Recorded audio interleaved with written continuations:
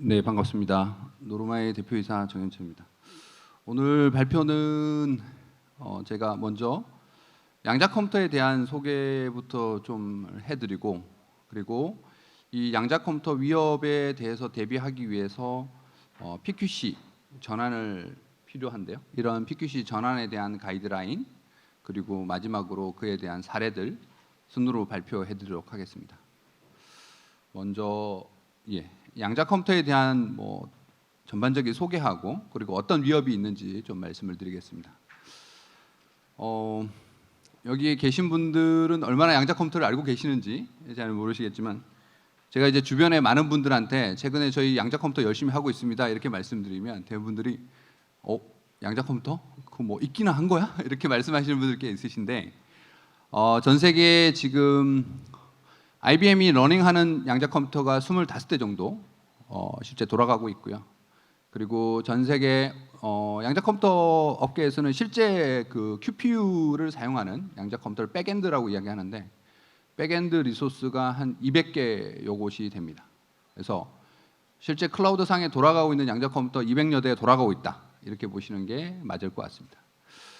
전체적인 방향은 지금 옵티컬, 그리고 IBM이 주도하고 있는 초전도체 방식, 그리고 아이온큐가 이제 주도하고 있는 이온 트랙 방식.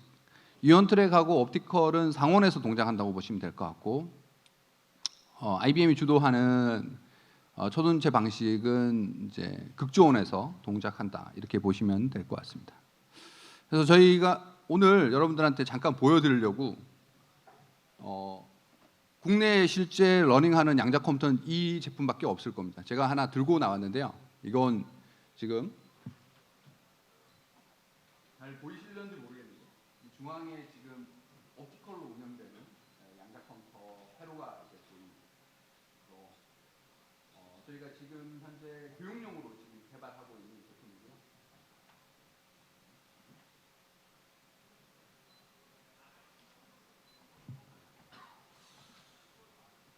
이큐빗 양자 컴퓨터입니다. 그래서 쟤는 실제로 저희가 구동되는 옵티컬 양자 컴퓨터고요. 그래서 옵티컬이 안전성이나 회로 구성 부분에 있어서 가장 안전성이 높습니다.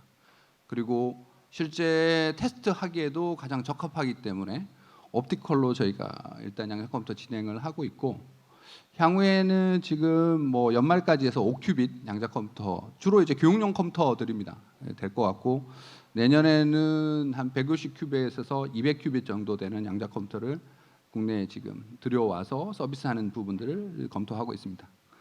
전 세계적으로는 지금 IBM이 433큐빗 양자 컴퓨터를 지금 현재 클라우드 상에서 제공을 하고 있고요.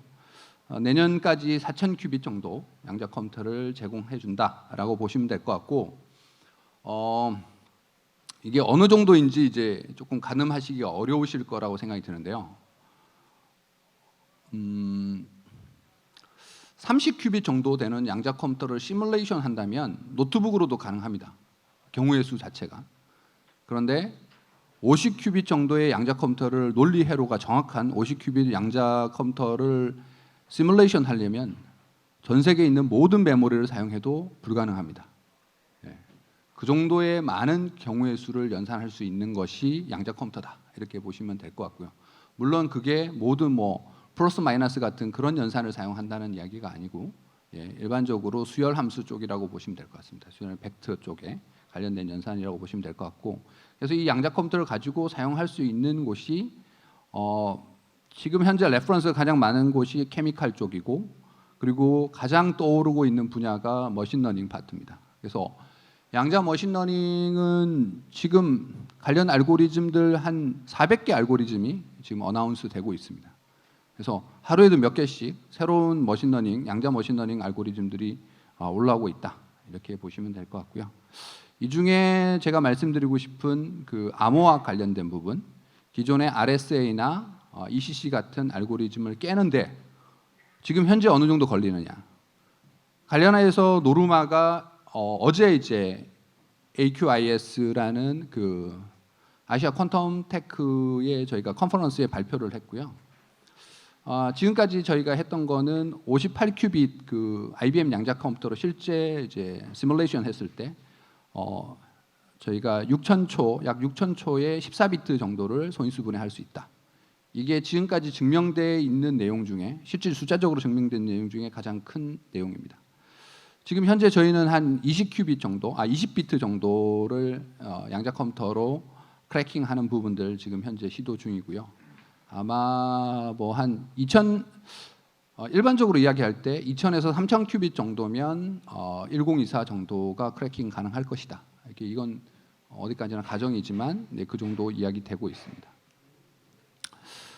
또 한 가지는 양자 머신러닝으로 할 수 있는 부분인데요. 주로 영화나 이런 데 소개되는 데 보면 여러분들 뭐 양자 컴퓨터가 가장 뛰어난 게 암호화 깨는데 하고 또 한 가지는 미래 예측, 특히 경우의 수의 예측 부분에 있어서 기존 머신러닝에 훨씬 뛰어넘을 것이다 라고 보고 있습니다. 그래서 저희가 QLSTM이라는 알고리즘을 가지고 양자 머신러닝을 실제 수행을 해서 S&P 500을 추론한 건데요. 그래서 그래프에 보시면 노란색이 기존의 머신러닝이 진행하는 거고 그리고 파란색이 실질적으로 실질적인 지수입니다. 그래서 실제 숫자라고 보시면 될 것 같고 초록색이 저희가 양자 머신러닝으로 진행하고 거라고 보시면 될 것 같습니다. 그래서 양자 머신러닝은 기존의 머신러닝보다는 훨씬 주가 예측이라든지 파생상품 예측 이런 쪽에 훨씬 더 효과를 보인다. 이게 지금까지 증명된 내용입니다. 그래서 그러면 우리는 어떻게 이제 양자 컴퓨터에 대해서 대비해야 할 것인가에 대한 부분은 세계적인 석학들이 굉장히 많이 고민을 했고요. 그 결과를 작년에 내놨습니다. 그래서 미 백악관에서 바이든 정부 행정명령으로 PQC를 쓰는 것이 스탠다드다라고 해서 작년에 5월 4일 날 백악관 행정명령으로 일단은 발표를 했고요. 그리고 7월 5일 날 리스트에서 표준 알고리즘 4가지에 대해서 라운드 4 그리고 첫 번째 스탠다드라고 해서 스탠다드에 대해서 발표를 했습니다. 물론 이게 추가적으로 업그레이드 될 수는 있겠지만 이 표준에 그래도 따른다라고 이야기를 했고요. 그러면서 이제 제안했던 여러 가지 중에 어느 알고리즘이 가장 위험한가에 대해서 이야기를 했는데요. 그 중에 RSA가 가장 문제다라고 지적을 했습니다. 그래서 RSA 같은 경우는 아예 대체돼야 되는 알고리즘으로 제안이 됐고요. AES라든지 SHA-256 같은 경우에는 조금 더 키 길이나 이런 부분들의 변동이 필요하다. 지금보다는 좀 더 보강해야 된다. 이렇게 마련됐다. 보시면 될 것 같고요. 그것에 대한 뭐 가장 근본적인 이유는 양자 컴퓨터가 쇼 알고리즘이나 그로버 알고리즘 같은 알고리즘을 사용해서 RSA 키를 유추해낼 수 있다. 뭐 쉽게 말씀드리면 공개 키를 가지고 비밀 키를 유추해낼 수 있다. 그래서 소인수 분해해서 매칭되는 다른 키를 바로 찾아낼 수 있다라는 위협에 노출되어 있다라고 이야기했습니다. 이게 미국 리스트 이야기였고요. 국내는 제가 알기로는 7월 12일에 일단 정부가 종합 대책을 발표한 걸로 알고 있습니다. 그래서 내년부터는 올해 아마 시범 사업이나 이런 것들이 연말쯤에는 이야기가 되실 것 같고 내년부터는 공공기관이나 이런 쪽에 PQC 도입에 대한 부분들이 본격적으로 논의가 될 것 같습니다. 결론적으로 좀 짧게 정리해서 다시 말씀드리면 양자 컴퓨터 기술이 급속도로 발전하고 있다. 그래서 RSA ECC에 대해서는 위험하다. 이것에 대해서 교체가 다 필요하다. 근데 시점이 언제냐면 지금 정부가 이행하는 거는 2030년 정도까지는 모두 다 교체돼야 한다. 하지만 중요한 데이터에 대한 부분들은 빠르게 변경을 해야 한다가 가장 중요한 부분입니다. 어떤 식으로 변경할 것이냐? 현재까지는 리스트가 제안하는 PQC 표준 알고리즘 4가지 정도가 스탠다드라고 보여지고요. 국내에서도 KPQC 지금 표준화 작업을 하고 계십니다. 그래서 아마 2024년 표준 첫 번째 표준이 아마 2라운드 표준이 아마도 나올 것 같습니다. 그러면 거기에 맞춰 가지고 마이그레이션이나 이런 부분들을 진행하셔야 된다라고 보여지고요. 그게 따르는 게 맞을 것 같습니다. 그래서 지금 현재 미국이나 이런 추세를 보면 2030년까지는 일단 모두 다 이루어져야 된다라고 보시면 될 것 같고요. 국내 표준에 맞춰서 차근히 이루어져야 된다라고 보시면 될 것 같습니다. 근데 여기서 이제 최근에 문제되고 있는 새로운 문제가 나오는데요. 하나는 뭐냐면 HNDL이라는 공격입니다. 지금 여러분들이 뭐 암호 데이터는 언제든지 수집할 수 있죠. 라우팅 경로에 어디에든가 있다고 하면 그러면 그때 데이터를 모두 다 수집하실 수 있는데 이 수집된 데이터를 추후에 양자 컴퓨터로 키크랙을 해보면 언제든지 볼 수 있다. 이런 문제입니다. 그래서 지금 민감한 데이터들에 대해서는 다 수집을 해서 추후에 이거를 깨서 볼 수 있다. 그러니까 우리가 외부에 공개되면 안 되는 데이터들이 분명히 기업상에는 존재하는데 그런 데이터에 대해서는 보호가 급속하게 이루어져야 된다.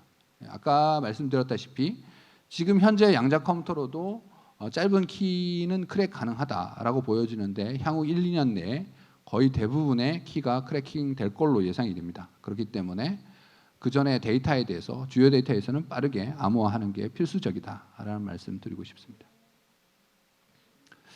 그래서 저희가 주로 제안하고 있는 PQC의 전체적인 그 전환하기 위한 아까 RSA나 ECC를 PQC로 전환하는 로드맵에 대해서 좀 말씀을 드리면 저희가 기존에도 AES 마이그레이션이라든지 샤라든지 ECC에 대해서도 벌써 마이그레이션을 공고하긴 했습니다. 이전에도 이미.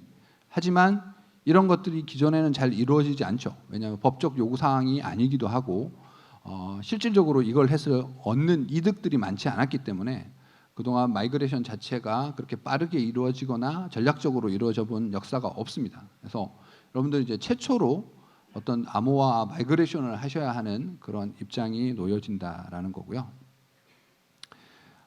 이런 경우 저희가 제안하고 있는 기본적인 단계들입니다. 먼저 암호화 제품에 대해서 시스템에 대해서 식별하는 것들이 필요하거든요. 근데 많은 분들이 이거 뭐 서버에 어떤 모듈이 깔려 있는지 이런 거 보면 되는 거 아니야? 라고 생각하시는데 실질적으로 내부에 있는 시스템들을 명확하게 파악하시지 못하는 경우들이 되게 많아서 이걸 파악하기 위한 여러 가지 방법들이 지금 제안이 되고 있는데요.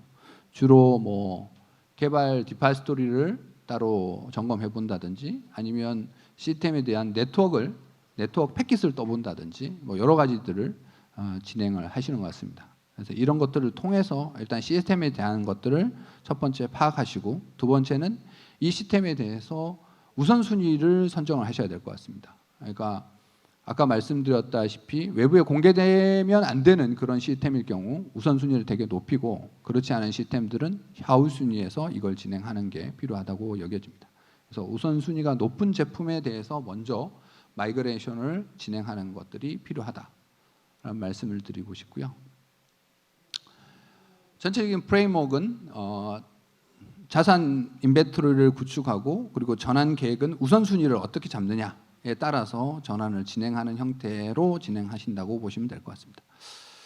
참고로 이런 형태의 어떤 진행을 하고 있는 사례가 전 세계적으로도 많지 않습니다. 하지만 유럽 기업들이 먼저 좀 진행을 해본 것 같고요. 그런데 이런 기업들 사례를 들어보면 저희는 유럽의 뭐 엔트러스트라든지 이런 기업들이 이제 주로 먼저 진행을 해봤는데 역시 문제는 내부에 있는 인프라를 제대로 파악하지 못하는 경우가 대부분입니다. 그래서 실제 마이그레이션을 진행했는데 나중에 알고 봤더니 시스템에는 그 효과가 없더라. 이런 경우들이 가장 문제가 되고 있으신 것 같습니다. 그러니까 제일 중요한 건 암호화 자산에 대해서 얼마만큼 잘 파악해내느냐가 이 프로젝트의 성공 여부를 가늠한다. 이렇게 보시면 될 것 같습니다. 그래서 그래서 이런 부분들에 대해서 가시성을 확보하고 자동화하는 부분이 가장 중요한 전략이다라고 보시면 될 것 같고요. 또 한 가지는 이런 암호화가 기존에는 뭔가 한번 표준으로 정해지고 그것만 지키면 우리는 끝난다. 그러니까 국가 표준 아니면 뭐 KCMVP 우리나라 같으면 예를 들면 아니면 해외 같으면 그게 맞는 그게 맞는 어떤 스탠다드만 지키면 끝난다 이렇게 생각을 지금까지는 해오셨을 텐데 앞으로 이제 기술 발전이 계속 되다 보니까 특히 양자 컴퓨터가 뭐 내일 당장 1밀리언 큐빗이 나온다고 해도 이상하지 않다고 저희 업계에 있는 분들은 이야기를 많이 하십니다. 그래서 그렇게 되면 기존에 안전하다고 생각했던 암호화 프로토콜 자체가 금방금방 깨질 수 있다. 그래서 마이그레이션을 이번에 한 번 하시는 거지만 한 번으로 끝나지 않을 것이다. 제가 제안 드리고 싶은 거는 그래서 굉장히 이걸 민첩성을 가져가야 된다. 그러니까 암호화 알고리즘을 지금은 AS 256을 바꾸지만 이걸 그 다음 단계로 바꿔가는 이런 것들을 쉽게 할 수 있는 민첩성을 가져가셔야 될 것이다. 앞으로 이제 그런 시대에 와 계신다라는 부분 말씀을 드리고 싶습니다. 또 한 가지는 이런 PQC 적용이나 그 양자 내성 암호를 적용하는 데 있어서 단기적으로 이걸 한꺼번에 다 한다는 건 굉장히 어려운 부분들이 많습니다. 그래서 일단 시스템 도입을 하실 때는 KCM-VP와 PQC가 탑재된 그런 시스템을 일단 도입을 하시고 법제화 전이나 이럴 때는 아무래도 KCM-VP를 기본적으로 사용하시다가 PQC에 대한 의무화라든지 PQC에 대한 부분에 대한 내부 니즈가 확실하실 때 이걸 전환하는 형태로 그렇게 가시는 게 가장 올바르다라는 거고요. 그래서 대부분 대기업들도 마찬가지 이런 식으로 도입을 하고 지금 수행을 하고 계십니다. 그래서 제품을 검토하실 때 암호화 방식을 기존의 KCM-VP뿐만 아니라 이제 PQC를 적용되는 그런 방식을 선택하시는 게 앞으로 확장성을 가져가시는데 훨씬 더 도움이 되실 거다라는 말씀을 드리고 싶습니다. 저희 노르마가 지원하고 있는 지금 PQC 알고리즘들에 대한 설명입니다. 디지털 시그니처 쪽 서명 알고리즘은 특히 PQC는 이제 크게 서명 알고리즘하고 그다음에 키 익스체인지 알고리즘 두 가지가 크게 대두되고 있다고 보시면 될 것 같고요. 지금 라운드 3까지 가고 그리고 이 표준으로 선택된 알고리즘 저희 PQC 관련 제품을 저희는 이제 큐케어라고 부르는데요. 큐케어 세트에서 제공하는 전체 알고리즘은 한 38가지 정도 알고리즘을 저희가 제공해드리고 있습니다. 그 중에서 리스트 표준 알고리즘 그리고 국내 표준으로 제한되고 있는 알고리즘 등을 저희가 일단 표준으로 제한을 해드리고 있고요. 국내는 아직 라운드 1이 마무리되지 않았습니다. 그래서 라운드 1에 저희가 채택되는 알고리즘 대부분들을 저희가 제공할 예정입니다. 초기에 저희가 제공해드리는 거는 슈트 당시 같은 KCM-VP 같은 뭐 TLS 모듈 같은 걸 저희가 제공해드리고요. 또 한 가지는 이제 VPN 형태로 SSL VPN 형태로 저희가 제공을 해드리고 있습니다. 그래서 SSL 서비스로 제공해주는 부분들을 저희가 지금 서비스하고 있고요. 그리고 또 한 가지는 이제 니아 사업을 통해서 저희가 SK 브로드밴드와 함께 소다 이 박스에 저희가 소프트웨어 형태로 SS VPN 내장하는 서비스를 지금 진행을 하고 있습니다. 이거는 저희가 지금 건설사 쪽에 납품하고 있는 제품인데요. 건설사의 중대재해법 때문에 영상 데이터를 송출하실 때 PQC 암호화를 통해서 송출하는 형태의 제품이 되겠습니다. 이처럼 지금 PQC 암호화 적용하는 쪽이 가장 근접하는 게 영상 데이터나 아니면 군 관련된 데이터들, 민감 데이터 전송하실 때 PQC로 적용하는 케이스들이 많이 있습니다. 요거는 저희가 국방 분야에 지금 현재 들어가 있는 제품이고요. 국가에 들어갈 때 KCM-VP하고 프로스에서 이 PQC 모듈을 같이 포함해서 납품하는 형태로 지금 들어가고 있습니다. 그래서 국방 뭐 이렇게 모니터링 사업 쪽 관련돼서 들어갈 때 이 솔루션을 응용하고 있는 형태의 제품이 되겠습니다. 향후에는 아무래도 이게 키 익스체인지하고 서명 알고리즘이다 보니까 그 PKI 제품 같은 형태의 제품이 앞으로는 꼭 필요하고요. 전체적으로 키에 대한 매니지먼트, 그러니까 발급과 폐기까지 하는 전체 프로세스에 대한 부분이 꼭 필요한 상황입니다. 그래서 노르마에서는 이와 관련된 그 PQC의 키 관리 소프트웨어 전반에 대한 부분들도 함께 개발하고 지금 진행을 하고 있습니다. 연말쯤 관련된 제품들이 어나운스 될 수 있을 것 같고요. 향후에 근데 이 부분이 가장 많이 필요한 게 아닌가 저희는 보고 있습니다. 그래서 여러분들 주로 사용하고 계시는 개인 인증서들, 뭐 카카오 인증서나 뭐 이런 인증서들 많이 있으신데 이것도 결국은 PQC 인증서로 모두 다 아마도 내년이나 내후년쯤에는 모두 다 교체가 이루어져야 될 것 같습니다. 또 한 가지는 이제 블록체인 쪽 상에서 이제 사용되는 부분인데요. 이 부분이 조금 어려운 부분은 메인넷 상에 그 ECC 알고리즘이 이제 박혀 있기 때문에 이거를 바꾸게 되면 키 길이가 변경되면서 여러 가지 사이드 임팩트들이 많이 있습니다. 그래서 이 부분을 해결하는 부분이 좀 필요한 것 같고요. 저희도 지금 뭐 지갑 서비스 쪽에 일단은 진행을 하고 있고 향후에는 이제 블록체인 메인넷 쪽 서비스도 준비를 하고 있습니다. 근데 요즘 블록체인 사업이 조금 불황이다 보니까 아무래도 좀 더디게 진행되고 있는 부분들은 있는 것 같습니다. 그 외에도 블루투스를 가지고 여기에 암호화를 PQC로 적용을 해서 프로토콜 스택 상에서 아예 이렇게 PQC를 적용하는 방식들도 지금 다각도로 제안이 되고 있습니다. 그래서 그러니까 저희가 보시는 응용 어플, 그러니까 인증서라든지 아니면 여러분들이 개인적으로 쓰시는 공인인증서, 개인인증서 이런 것들에도 PQC가 다 적용될 수 있을 뿐만 아니라 피지컬하게는 블루투스나 와이파이 뭐 이런 쪽에도 다 PQC가 적용될 수 있다. 그리고 앞으로는 IC 카드, 여러분들 사용하시는 IC 카드나 이런 쪽에 근접 네트워크에 대한 부분들도 근거리 네트워크에 대한 것도 결국은 PQC로 이런 부분들이 전환돼서 진행될 수밖에 없다. 이렇게 봐주시면 될 것 같습니다. 이상 오늘 제가 준비한 내용들에 대해서 이제 발표를 마쳤고요.